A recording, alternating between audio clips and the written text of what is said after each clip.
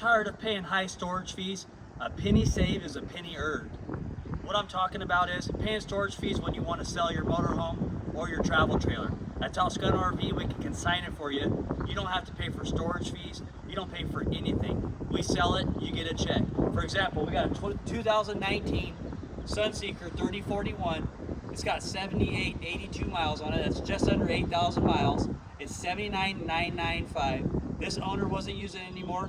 He brought it to us. He's not paying storage fees. It's here. It's about to get sold. This thing is clean. We've had a lot of traffic on it. A lot of people interested in it, getting information on it. We're working several deals on it right now. Come on in, check it out. Super clean. Got a nice sofa right here. You can sit down, take your feet up. Nice U-shaped dinette that makes into a bed. Corian countertops. Nice craftsmanship. You have the gray light colored wood here. I really like this style. Got the big Murphy bed that folds down. This slide opens up. Makes it for a very spacious RV. In the back here, you got your little bath area, vanity area. Nice unit.